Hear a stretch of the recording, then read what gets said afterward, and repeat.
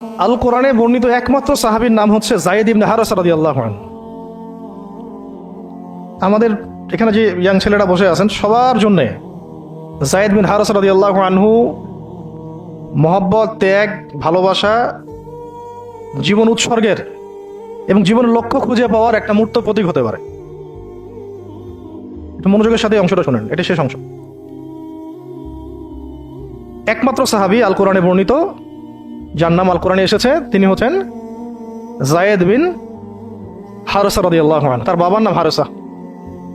ঘটনা এমন ছিল যে ছোটবেলায় তার মা তাকে নিয়ে এক জায়গায় যাচ্ছিলেন।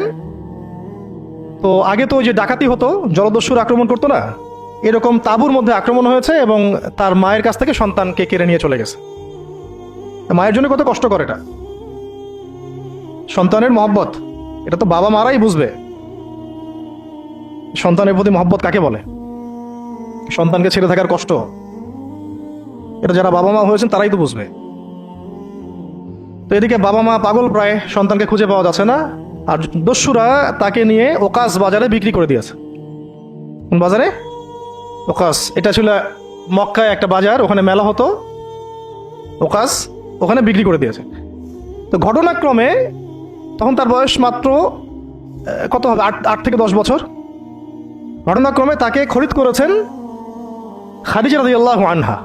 খাদিজা রাদিয়াল্লাহু আনহার আত্মীয়, খাদিজা রাদিয়াল্লাহু আনহার আত্মীয়। তখন কিন্তু নবী সাল্লাল্লাহু আলাইহি ওয়াসাল্লাম নবুয়ত পান নাই, মানে ওহী আসেনি এখনো, বিয়েও হয়নি এখনো। খাদিজা রাদিয়াল্লাহু আনহার সাথে এখনো বিয়ে হয় নাই। তো তার আত্মীয় তাকে কিনে নিয়ে আসছেন, এনে খাদিজা রাদিয়াল্লাহু আনহার খেদমতে দিয়ে দিয়েছেন। খাদিজা রাদিয়াল্লাহু আনহার সাথে যখন নবী সাল্লাল্লাহু আলাইহি ওয়াসাল্লাম বিয়ে হলো, বিয়ে হওয়ার পরে এমন হয় না যে আপনি কাউকে বিয়ে করেছেন এবং আপনার তাকে খুব পছন্দ হয়েছে, দুজনকে বেশ সন্তুষ্ট আর কি। তেমন আপনি চান না তাকে কিছু হাদিয়া দিতে, হাদিয়া তোফা দিতে মন চাবে না? হাদিয়া দিয়ে কি আবার কেউ ফেরত নেয়? হাদিয়া তোফা দিতে তো মন চাবে। খাদিজা রাদিয়াল্লাহু আনহা হাদিয়া দিচ্ছেন নবী সাল্লাল্লাহু আলাইহি ওয়াসাল্লামকে যে হে মুহাম্মদ, আমার খুব প্রিয় একজন দাস আছে, আমার খুব প্রিয় একজন দাস আছে, এবং তার চেহারা দেখে আমি বুঝতে পারি যে সে খুব বুদ্ধিমান এবং সে খুব সৎ। চেহারা দেখলে বোঝা যায় না মানুষের?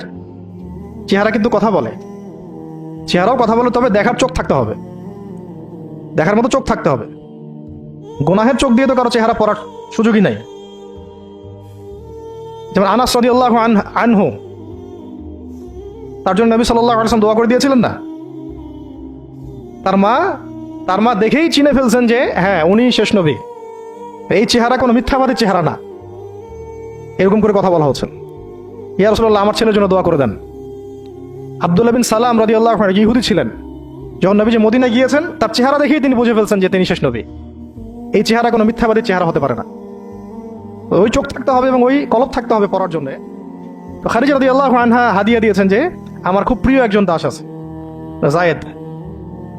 তো নবী সাল্লাল্লাহু আলাইহি ওয়াসাল্লাম এটাকে গ্রহণ করেছেন। হাদিয়া গ্রহণ করে তিনি দেখেন যায়েদ বিন হারেসা রাদিয়াল্লাহু আনহুর তাকদীরটা কেমন হলো। স্থলদস্যুদের হাত থেকে ওকাস বাজার থেকে চলে আসলো কোথায়? খাদিজা রাদিয়াল্লাহু আনহার বাসা, সেখান থেকে নবী সাল্লাল্লাহু আলাইহি ওয়াসাল্লামের সোহবতে। চিন্তা করা যায়? এই তাকদীর তো ইউসুফ আলাইহিস সালামের চেয়েও কম সৌভাগ্যের না। ইউসুফ আলাইহিস সালামের কি হয়েছে? ভাইয়ের ষড়যন্ত্র, সেখান থেকে কূপ থেকে রাজপ্রাসাদ, সেখান থেকে জেল থেকে আবার রাজপ্রাসাদ, তারপরে তো পুরো মিশরের বড় একটা অংশের রাজনৈতিক দায়িত্ব, এবং সেখান থেকেই বনু ইসরাইল পরে আবার মিশরে আসলো। অন্য একদিন আলোচনা করবো ইনশাআল্লাহ। এখানে যায়েদ ইবনে হারেসা রাদিয়াল্লাহু আনহার তাকদীর কেমন? অনন্য সাধারণ, এত এত চমৎকার যে এটা তো ঈর্ষণীয়। আলী রাদিয়াল্লাহু আনহু ছাড়া এমন তাকদীর তো মনে হয় আর কেউ পান নাই, যে নবী সাল্লাল্লাহু আলাইহি ওয়াসাল্লামের ঘরের মধ্যে তিনি সবসময় তার সাথে তার খেদমত করছেন। শুধু তাই না, নবী সাল্লাল্লাহু আলাইহি ওয়াসাল্লাম তাকে নিজের পুত্র বানিয়ে নিলেন। যায়েদ আমার পুত্র, যায়েদ আমার ছেলে। দাস রাখলেন না। যখন তিনি যায়েদ বিন হারেসা রাদিয়াল্লাহু আনহুকে পেলেন, সবার সামনে এলান করে দিলেন যে সে আমার দাস না, ও আমার ছেলে, যায়েদ আমার ছেলে। নবী সাল্লাল্লাহু আলাইহি ওয়াসাল্লাম বলছেন যায়েদ আমার ছেলে, বলছেন যে আমি তাকে ভালোবাসি, ও আমাকে ভালোবাসে। অথবা একটা এভাবে আসছে যে আমি তার উত্তরাধিকারী, সে আমার উত্তরাধিকারী। যায়েদ বিন হারেসা রাদিয়াল্লাহু আনহুর লকব ছিল হিব্বু রাসূলিল্লাহ, রাসূল সাল্লাল্লাহু আলাইহি ওয়াসাল্লামের প্রিয় ভাজন। আর যায়েদ বিন হারেসা রাদিয়াল্লাহু আনহুর ছেলের নাম ওসামা বিন যায়েদ। যায়েদ বিন হারেসা রাদিয়াল্লাহু আনহুকে একবার তিনি একটা সেনাবাহিনীর কাফেলার দায়িত্ব দিয়েছিলেন। কিছু কিছু সাহাবী একটু আপত্তি করেছিলেন, বয়স কম, আরো যোগ্য সাহাবী আছে। আবার ঠিক ওসামা বিন যায়েদ রাদিয়াল্লাহু আনহুকে যখন নবী সাল্লাল্লাহু আলাইহি ওয়াসাল্লাম শেষে একদম ইন্তেকালের কয়েকদিন আগে জুরফে একটা সেনাবাহিনীর দায়িত্ব দিয়ে পাঠিয়েছিলেন, তখনও কেউ কেউ আপত্তি তুলেছিল যে ওসামার বয়স কম, 19 বছর 20 বছর বয়স, আরো বড় বড় যোগ্য সাহাবী আছে।